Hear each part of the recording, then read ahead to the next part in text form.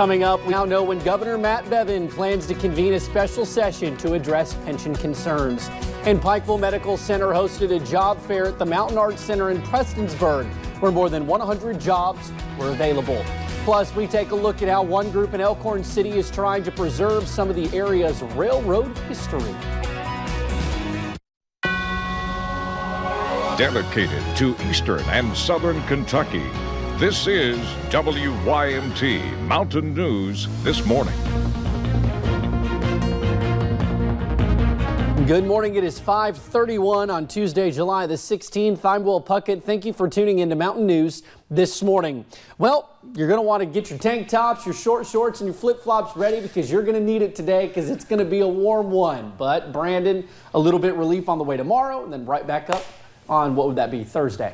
Exactly. So we're going to see, again, kind of a back and forth forecast for the extended period, but we pay for that cool down tomorrow with those remnants of what was once Hurricane Barry. Let's take a look at what's going on this morning. Some clouds up on top of Whitesburg Pine Mountain on US 119, otherwise pretty quiet. We're taking a look at live pinpoint Doppler radar, and we're zooming in to the Leslie-Clay County line there. Maybe a stray shower near the Big Creek and Asher's Fork area going back over toward Hyden this morning. So again, just be aware of that. Temperatures in the 60s and 70s as you head out the door this morning. 69 in Pikeville, 69 also Middlesboro. Cool spot 67 in Harlan, and looks like 73 in Jacksboro is the warm spot this morning. That's a few degrees cooler in some spots, a few degrees warmer in some spots from this time yesterday morning. Iced coffee forecast, not too bad this morning. We were seeing a mild morning, so just maybe a large iced coffee as you head out the door and you see our day planner. We're going to take those temperatures down a little bit more by 7:30 and then up into the upper 80s and close to 90 by this afternoon. Full forecast is on the way here in just a few minutes. Will? All righty, Brendan, we'll be back with you. Well, the USA Drone Port is hoping to be the hub of drone activity in the United States. So to help with that, officials recently went to Europe. WYMT's Connor James talked with them about the trip and brings us more. A little more than 2 years after launching, the USA Drone Port has grown quite a bit. We hope to be expanding over the next year and a half, and you'll see a large building in this area. And hopefully see a whole lot of activity. Bart Massey, the port's executive director, says after a recent trip to Europe, and we're hopeful that some of the contacts we've made are going to be able to utilize this at some point in time. He expects the port to only grow, not just in size, but in jobs. We're working on arrangements now, but we're hopeful that we're going to be working with them here soon. From meeting with government officials to touring the EU drone port, Massey hopes the sale of the state will bring in interested parties. But we have some unique things here in Kentucky.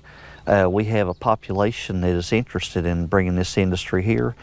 We have a drone port that has 60-mile radius of G airspace. That G airspace meaning they can fly without government regulation. On top of that, Kentucky's second in the nation's aerospace exports. Like it or not, the drone industry is growing. To get just a better understanding, I decided to fly one myself. Here you go. Oh boy. So we're at 126 right now. Is that good? That's perfect. You just lay the hammer down and you can fly it anywhere you want to. At first I was afraid I would break a $1,000 drone. After all, this is my first time flying a drone. No, it's not. Is it seriously? First time flying a drone. That's awesome. You picked this up just like that. Look at this. What's unique about this port is really the free reign, that 60 miles of G airspace. We're working on waivers with Swarm Technology. It's one of the companies we're talking with right now. With renovations planned, like expanding the landing strip, this place is growing. And it's right dead center within an 8-hour drive of about 80% of the nation's population. All stats aside, there's still one thing left, landing this thing. It has an auto land, but that wouldn't be any fun. No fun, but breaking off the propellers of a $1,000 drone isn't a blast either. Boy. Perfect. Boom. There we go. You did good.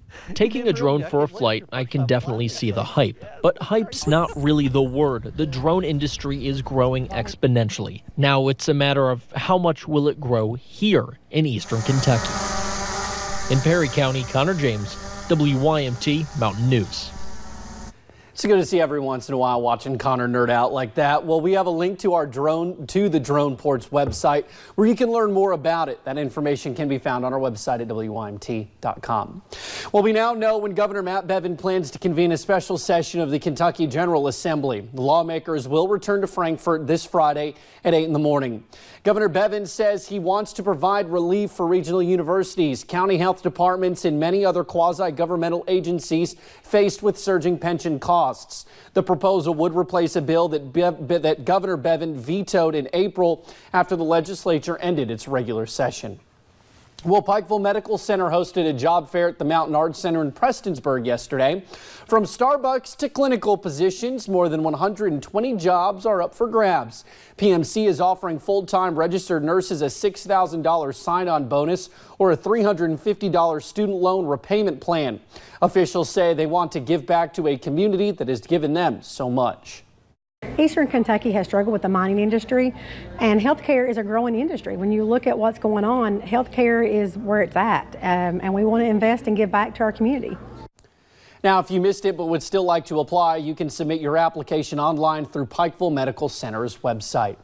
Well, one group in Elkhorn City is trying to preserve some of the area's railroad history by renovating the Elkhorn City Railroad Museum. The museum opened in the 1980s but closed in 2016 due to damages caused by a broken water line. Now the museum is being repaired to offer a place to showcase the area's history. Ballard Shoemate, one of the men spearheading the effort, says it's all about community. We enjoy doing it. And it was something the community needed, and we wanted to volunteer to help, and hoped we could get others involved in it as well. Now, the museum is currently open Friday through Sunday, but Shoemate says he hopes to be open more when the renovation is complete. He says it is something he will never forget. A Floyd County man is recovering after doctors found a tick in his eye. We should warn you, some of the images in this story are graphic. WYMT's Marianne Fletcher has the details. Just your natural outdoors type of person. I've had ticks on me. You know, I hunt and stuff like that. Chris Prater works for a local electric company, always spraying himself with repellent before work. The ticks are so bad this year. We always try to spray down really good. But after leaving a job site in Johnson County, he noticed a pain in his eye. Really didn't think nothing of it. Think it was sawdust or something like that. After multiple attempts to rinse his eye, he realized something needed to be done. And the thing of it is, I really didn't want to go to the doctor. Thankfully, he visited an optometrist. And then when the doctor finally come in, he was looking at it, and he said, well, I know what's in your eye. The moment, Prater says he will never forget. He said, it's a tick. And that's when I got scared a little bit. Here it is, a tiny deer tick right on his eye. Once he grabbed a hold of it and pulled it off, the tick made like a little popping sound when it come off my eye. Something he never imagined possible. You can't spray your eyes, so.